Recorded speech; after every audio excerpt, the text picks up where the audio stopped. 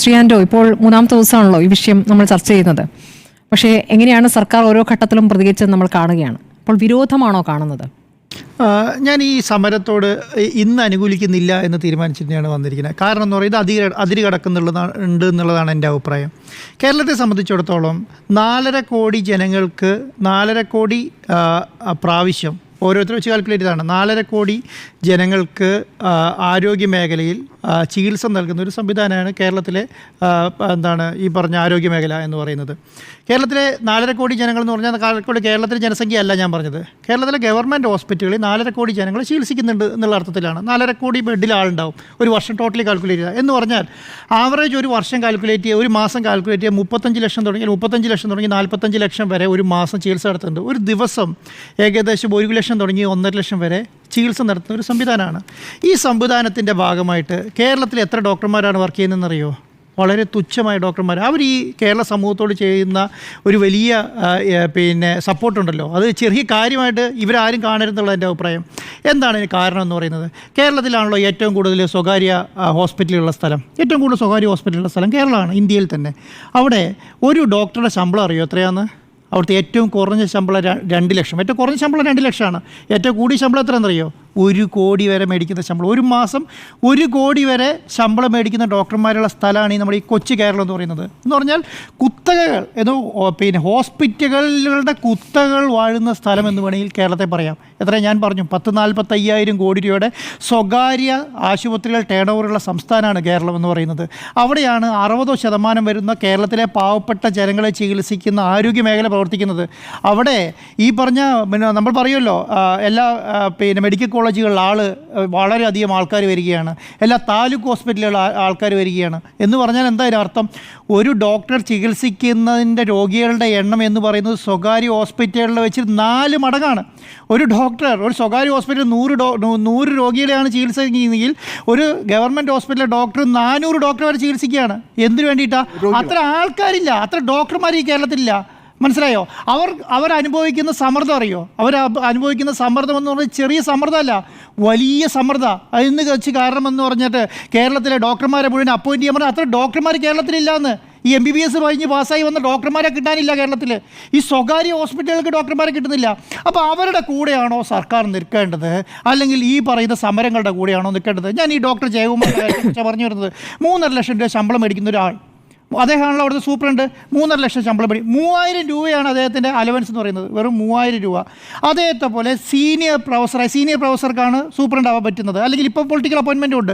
പക്ഷേ അദ്ദേഹം സീനിയർ പ്രൊഫസറാണ്.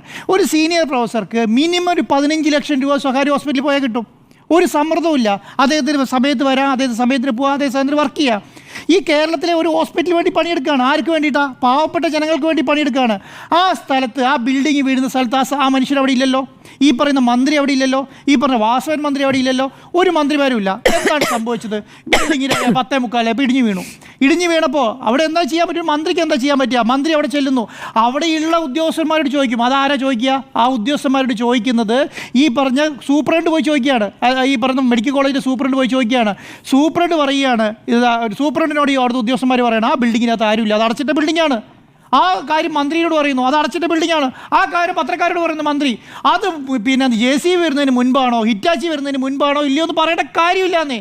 അത്ര വലിയ പാതകമൊന്നും ചെയ്തു ഞാൻ വിചാരിക്കുന്നില്ല. എനിക്ക് ഈ ജോർജിനോട് വലിയ രീതിയിൽ, മിനിസ്റ്ററോട് എനിക്ക് വലിയ രീതിയിൽ മമതയുള്ള ഒരാളൊന്നുമല്ല. ഞാൻ വലിയ രീതിയിൽ വിമർശിച്ചിട്ടുള്ള ആളാണ്. പക്ഷേ ഇപ്പോൾ നടക്കുന്നത് വീണ ജോർജിനെതിരെയുള്ള വ്യക്തിവിരോധത്തിൻ്റെ ഭാഗത്തുമായിട്ട് വലിയ സമ്മർദ്ദങ്ങൾ നടക്കുകയാണ്.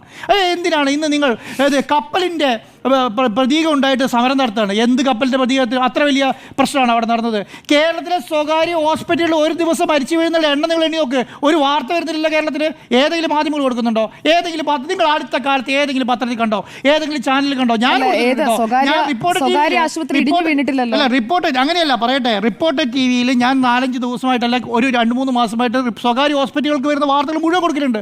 ഒരു ഹോസ്പിറ്റൽ നമ്മൾ ഹോൾഡ് ചെയ്തിട്ടില്ല. പക്ഷേ കേരളത്തിൽ ഏത് മാധ്യമങ്ങൾ അത് ചെയ്തിട്ടുള്ളത്? എനിക്ക് ഉറപ്പിച്ച് പറയാൻ പറ്റും, ഒരു മാധ്യമങ്ങളും ചെയ്യാറില്ല. കേരളത്തിലെ ചികിത്സാ പിഴവ് കാരണം നിങ്ങളൊന്ന് അന്വേഷിച്ച് നോക്കുമോ? ഏകദേശം 200-250 ശസ്ത്രക്രിയ നടത്തി 1 അല്ലെങ്കിൽ 2 ഫെയിലിയർ ആവുന്നുണ്ട്. ഇല്ലേ? ഇതൊന്നും വാർത്തയാവുന്നില്ലല്ലോ.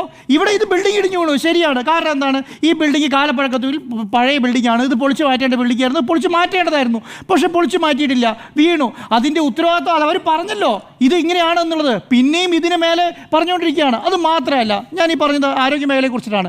ആരോഗ്യ മേഖലയിലെ ഡോക്ടർമാരെ സപ്പോർട്ട് ചെയ്യേണ്ട ഗവൺമെൻറ് ഇപ്പോൾ ഉള്ള ഡോക്ടർമാർ സമ്മർദ്ദം പോലെ ഇട്ടിട്ട് പോയിക്കൊണ്ടിരിക്കുകയാണ്.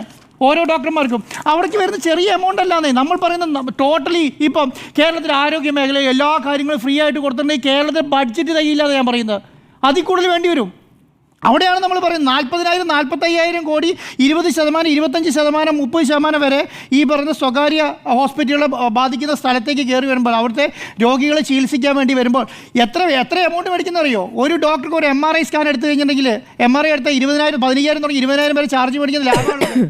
അതിൻ്റെ 5% തുടങ്ങി 5,000 തുടങ്ങി 8,000 വരെ ഡോക്ടർക്ക് കിട്ടും കമ്മീഷനായിട്ട്. സ്വകാര്യ ഹോസ്പിറ്റലിലെ കാര്യം ഞാൻ പറയുന്നത്. 500 രൂപേൻ്റെ കൺസൾട്ടേഷൻ ഫീ മേടിച്ചിട്ടുണ്ടെങ്കിൽ 200 രൂപ 250 രൂപ ഡോക്ടർക്ക് കിട്ടും കൺസൾട്ടേഷൻ ഫീ. സാലറിക്ക് പുറമെയാണ് ഞാൻ പറയുന്നത്. ഓപ്പറേഷൻ നടത്താൻ വേണ്ടി ഇത്രയും ഓപ്പറേഷൻ നടത്തുന്ന എഴുതി കൊടുത്തിട്ട് ഒപ്പിട്ട് മേടിക്കുന്ന സ്വകാര്യ ഹോസ്പിറ്റലാണ് കേരളത്തിലുള്ളത്. ആരെങ്കിലും ചർച്ച ചെയ്യുന്നുണ്ടോ? നമ്മൾ ചെയ്യുമ്പോൾ MRI സ്കാൻ എടുക്കണോ എന്ന് അറിയില്ല സാധാരണ ജനങ്ങളെ കൊണ്ട്. അവരെ കൊണ്ട് എടുപ്പിക്കുകയാണ്. ടാർഗറ്റ് ഫിക്സ് ചെയ്യാത്ത എത്ര കേരളത്തിൽ സ്വകാര്യ ഹോസ്പിറ്റലുണ്ട് കേരളത്തിൽ? ഡോക്ടർമാർക്ക് ടാർഗറ്റ് ഫിക്സ് ചെയ്ത് കൊടുക്കട്ടെ. പക്ഷേ ഞാൻ പറഞ്ഞു തരട്ടെ, അപ്പോൾ ഈ സ്ഥലത്താണ് കേരളത്തിലെ എന്താണ് ഈ പറഞ്ഞ ഗവൺമെൻറ്റിൻ്റെ ഭാഗമായി എന്താണ് പൊതു ആരോഗ്യ മേഖല പ്രവർത്തിക്കുന്നത്. അവിടെ ഒരു മിനിസ്റ്റർ ഉണ്ടെന്ന് വിചാരിച്ചിട്ട് കേരളത്തിലുള്ള മുഴുവൻ താലൂക്ക് ഹോസ്പിറ്റലുകളും മുഴുവൻ മെഡിക്കൽ കോളേജുകളും മുഴുവൻ അതിനാണ് ഓരോ മേധാവികൾ വെച്ചിട്ടുള്ളത്. ഇവിടെ ആരാണ് ഇവിടുത്തെ മേധാവി എന്ന് പറഞ്ഞാൽ ഡോക്ടർ ജയകുമാറാണ്. ആ ജയകുമാറാണ് പറയുന്നത് ഈ പറയുന്ന മെഡിക്കൽ കോളേജിൻ്റെ ബിൽഡിംഗ് ഇടിഞ്ഞു വീണതിൻ്റെ അകത്ത് ആൾക്കാരുണ്ടായിരുന്നില്ല. ഇനി അതിൻ്റെ ഉത്തരവാദിത്തം മന്ത്രി ഏറ്റെടുക്കേണ്ട കാര്യമില്ലെന്ന് ഞാൻ പറയുന്നത്. അവിടെ അടച്ചിടാൻ തീരുമാനിച്ചിരിക്കുന്നു. അത് അടച്ചിട്ട് അവിടെ ആ പറയുന്ന ഈ പറഞ്ഞ ബാത്റൂമാണ് ഇടിഞ്ഞു വീണത്. ആ ബാത്റൂം സമുച്ചയം തുറന്നു കൊടുത്ത ഉദ്യോഗസ്ഥരെതിരെ നടപടി എടുക്കേണ്ടത്. ഞാൻ പറയുന്നത് അങ്ങനെ ഒരു നടപടി എടുത്താൽ ഈ പറയുന്ന കേരളത്തിലെ പൊതുവായി നിൽക്കുന്ന ആരോഗ്യ മേഖലയിൽ അവരുടെ സപ്പോർട്ട് ഇല്ലാതായി തീരുന്നുള്ളതാണ്. നടപടിയെടുത്തു, പുറത്താക്കി. എന്താ ഇതിനോട് മാറ്റമുള്ളത്? ഇതിന് മാറ്റമല്ല വേണ്ടത്. ഞാൻ പറയുന്നത് കേരളത്തിൽ 2013 വരെ ഈ വീണ ജോർജ് 2016 വരെ LDF സർക്കാരിൻ്റെ കാര്യം പറഞ്ഞു വന്നാണല്ലോ ഏത് ബിൽഡിങ് ബലക്ഷയം സംഭവിച്ചതെന്ന്. ഞാൻ പറയാൻ ഉദ്ദേശം എന്താ അറിയോ? 2013 മുൻപാണ് 2016 മുൻപാണോ 16 ശേഷമാണോ കേരളത്തിലെ ഹോസ്പിറ്റലുകൾ വികസനം നടത്തി നോക്കിയാൽ മതി. അത്രേ ഉള്ളൂ. 6,000 കോടി രൂപയുടെ ബിൽഡിങ്ങും സ്ട്രക്ചറുകളും മാത്രം വന്നു കേരളത്തിൽ. എങ്ങനെയാണ് വന്നത്? കേരളത്തിൽ ഇടതുപക്ഷ സർക്കാർ കൊണ്ടുവന്നതല്ലേ. അപ്പോൾ ഇതൊന്നും നമ്മൾ കാണുന്നില്ല. കാണുന്നത് എന്താണ്? ഇടിഞ്ഞു പോണി ഇതാ കിട്ടിയ ഒരു അവസരം എന്ന് പറഞ്ഞിട്ട് സമരം നടത്തുകയാണ്. എന്തൊരു സമരമാണിത്? കേരളത്തിൽ ഇതിനേക്കാളും വലിയ ആക്സിഡൻറ്റുകൾ നടന്നിട്ടില്ലേ? ഇതിനേക്കാളും വലിയ മരണങ്ങൾ നടന്നിട്ടില്ലേ? ഒരു വാക്കിൽ പിടിച്ചിട്ട് ഇതാണ് ചെയ്തിട്ടുള്ളത്. എന്നിട്ട് അതിൻ്റെ പ്രതീകമായി കപ്പലെടുത്തിട്ട് ഇറങ്ങുകയാണ്. ആ കപ്പലെടുത്ത് ഇറങ്ങുന്നതിൻ്റെ അർത്ഥം എന്താ? മന്ത്രി രാജിവെക്കണം. ഏതർത്ഥത്തിലാണ് മന്ത്രി രാജിവെക്കുന്നത്? അങ്ങനെയാണെങ്കിൽ ആദ്യം സസ്പെൻഡ് ചെയ്യുന്നത് ജയകുമാർ ഡോക്ടറെയാണ് അല്ലേ? അവിടുത്തെ സൂപ്രണ്ടിനെ സസ്പെൻഡ് ചെയ്യണം. ഇതിൻ്റെ അകത്ത് ഈ പറയുന്ന സ്ത്രീ കുടുങ്ങിക്കിടന്നിട്ടില്ല എന്ന് പറഞ്ഞ ആളെ സസ്പെൻഡ് ചെയ്യണം. ചെയ്യുന്നുണ്ടോ? ചെയ്യുന്നില്ല. അപ്പോൾ എന്താണ്? എല്ലാത്തിനും ഇരട്ടത്താപ്പാണ്. സ്വകാര്യ മേഖലയ്ക്ക് വേണ്ടി ഒരു ഇരട്ടത്താപ്പ്, ഒരു ഗവൺമെന്റ് മേഖലയ്ക്ക് വേണ്ടി അല്ല. എന്തിനാണ് സസ്പെൻഡ് ചെയ്യുന്നത്? ഞാൻ പറഞ്ഞത് അദ്ദേഹം എന്ന് പറയുന്നത് ഇത്രയും വലിയ ഹോസ്പിറ്റൽ മെയിൻറ്റെയിൻ ചെയ്തുകൊണ്ടാണ്. പ്രതിപക്ഷം സമരം ചെയ്തിരിക്കുന്നത് സ്വകാര്യ മേഖലയ്ക്ക് വേണ്ടിയാണോ? പ്രതിപക്ഷത്തിന്റെ സമരം സ്വകാര്യ മേഖലയ്ക്ക് വേണ്ടിയാണ്. സ്വകാര്യ മേഖല ആരറിഞ്ഞു അല്ലാന്ന് എന്താ പറയുന്നത്? കേരളത്തിൽ എങ്ങനെയാണ് ഈ മുട്ടിന് സ്വകാര്യ ഹോസ്പിറ്റലിൽ വരുന്നത്? എല്ലാ ലാഭത്തിലാണ് ഓടുന്നത്. എങ്ങനെയാണ്? എവിടുന്ന ഈ ഡോക്ടർമാർ പോകുന്നത്? എല്ലാ പ്രൊഫസർമാരും സ്വകാര്യ സർവീസ്. നമ്മളിപ്പം ഒരു കാലത്ത് 2000 അച്യുതാനന്ദൻ്റെ കാലത്ത് മുഖ്യമന്ത്രിയായിരുന്ന കാലത്ത് സ്വകാര്യ പ്രാക്ടീസ് പൂർണ്ണമായിട്ട് നിരോധിച്ചുകൊണ്ട് സംഭവിച്ചത് എന്താണെന്നറിയോ? നമ്മളറിയാത്തൊരു കാര്യം എന്ന് പറഞ്ഞാൽ 30% ഡോക്ടർമാർ രാജിവെച്ചിട്ട് സ്വകാര്യ മേഖലയിൽ പ്രവർത്തിക്കാൻ പോയി. അതിനുശേഷമാണ് ഇതൊക്കെ ഒഴിവാക്കി കൊടുത്തത്. കാരണം എന്താ പറയുക? അവരെ സംബന്ധിച്ചോളം പ്രഷറില്ല.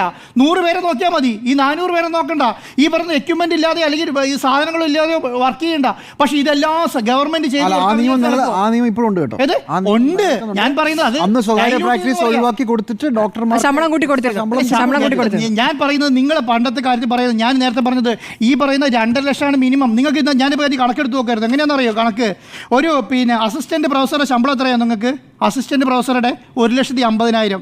Associate professor 2,50,000. ഒരു പ്രൊഫസർ റിട്ടയർഡ് ആവുന്ന സമയത്ത് വരെ 3 ലക്ഷം രൂപ ശമ്പളമുള്ളൂ. ഈ പ്രൊഫസറുണ്ടല്ലോ, ഒരു അസിസ്റ്റന്റ് പ്രൊഫസർ ഒരു സ്വകാര്യ ഹോസ്പിറ്റലിൽ പറയുമ്പോൾ 7.5 തുടങ്ങി 10 ലക്ഷം വരെ ശമ്പളം. ഒരു പ്രൊഫസർ നിങ്ങൾ എന്താണ് ഒരു സ്വകാര്യ ഹോസ്പിറ്റലിൽ വർക്ക് ചെയ്യാൻ തുടങ്ങി 10 തുടങ്ങി 25 ലക്ഷം വരെ ശമ്പളം. മെഡിക്കൽ കോളേജ് ആശുപത്രിയിലെ ഡോക്ടർമാർക്കെതിരെ ഇവിടെ ആരും വിമർശനം പറഞ്ഞിട്ടില്ലല്ലോ.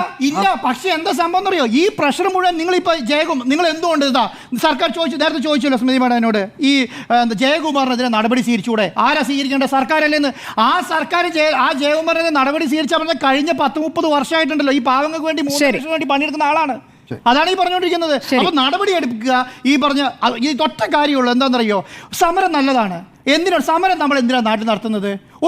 ഒരു സംവിധാനത്തിൽ ഒരു വീഴ്ച ഉണ്ടായി, ആ വീഴ്ചനെ അഡ്രസ്സ് ചെയ്യാനാവണം സമരം, അല്ലേ?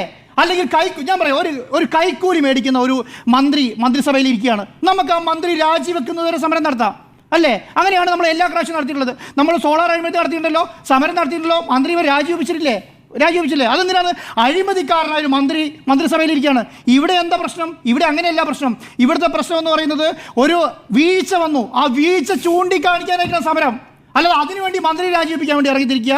അപ്പോൾ ഇപ്പോൾ വീഴ്ച ചൂണ്ടിക്കാണിച്ചാൽ പോരാ, ആ മന്ത്രിമാരെ രാജിവെപ്പിച്ച് വേറെ ഒരാൾക്ക്. അപ്പോൾ അതെന്താണ്? ഇത് പൊളിറ്റിക്കൽ പ്രൊജക്റ്റാണ്. ഈ പൊളിറ്റിക്കൽ പ്രൊജക്റ്റ് എന്ന് പറയുന്നത് 2026 വേണ്ടി പ്രൊജക്റ്റാണ്. ആ 2026 വേണ്ടി കഷ്ടപ്പെടുകയാണ് കിടന്നിട്ട്. 2026 പിണറായി സർക്കാർ താഴെ ഇറക്കണം. അതിന് കിട്ടിയ അവസരം ഇതാ 3 മാസത്തിനപ്പുറം പഞ്ചായത്ത് ഇലക്ഷനാണ് വരുന്നത്. കിട്ടിയ അവസരം മാക്സ് ഉപയോഗിക്കുന്നുള്ളതാണ്. അതുകൊണ്ടാണ് ഞാൻ പറഞ്ഞത് ഇന്നത്തെ ഈ കപ്പലെടുത്ത് സമരത്തിറങ്ങിയ ആൾക്കാരെ കാര്യം ഞാൻ പറഞ്ഞത്. അപ്പോൾ ഇത് ആരോഗ്യ മേഖല മുഴുവൻ നശിച്ചു കിടക്കുകയാണ്. കേരളത്തിൽ ആരോഗ്യ മേഖല നശിച്ചു കിടക്കുക എന്ന് പറയാൻ ശരിയാവില്ല. ഇപ്പോഴും നിപ്പ ഉണ്ടല്ലോ കേരളത്തിൽ. ഇപ്പോഴേ എൻ്റെ നിപ്പയ്ക്കെതിരെ നിപ്പ ഏതോ തിരിച്ചു വന്നു എന്ന് പറഞ്ഞ സമരം നടത്താതെ? അങ്ങനെ നടത്താൻ പറ്റുമല്ലോ. രോഗം എന്ന് പറഞ്ഞ സാധനം വന്നുകൊണ്ടിരിക്കും, ചികിത്സ എന്ന് കൊടുത്തുകൊണ്ടിരിക്കും. അതുകൊണ്ടാണ് പറയുന്നത് കേരളത്തിലെ 4 കോടി ജനങ്ങൾക്ക് ഗവൺമെൻറ് ഹോസ്പിറ്റലുകൾ ചികിത്സിച്ചുകൊണ്ടിരിക്കുകയാണ്. എത്രയാ വിരലിൽ എണ്ണാൻ പറ്റിയ ഡോക്ടർമാർക്ക്? ഇവരെ കൂടെ നിന്ന് കൊടുക്കുക എന്നുള്ളതാണ് ചെയ്യാൻ പറ്റുള്ളൂ. സർക്കാരിനെ സംബന്ധിച്ചിടത്തോളം ഇപ്പോൾ ചെയ്ത് അവർക്കത് അംഗീകരിച്ചില്ലെങ്കിൽ ഇത് ശരി, സർക്കാർ ഇത് വീണതിൻ്റെ ഉത്തരവാദിത്തം ഏറ്റെടുത്തില്ലെങ്കിൽ ശരി. അംഗീകരിച്ച സ്ഥിതിക്ക് എന്താണ് അത് അവർ അഡ്രസ്സ് ചെയ്തു എന്നുള്ളതാണ്. ആ അഡ്രസ്സ് ചെയ്യാനുള്ള സമരം കഴിഞ്ഞു എന്നുള്ളതാണ് എൻ്റെ അഭിപ്രായം.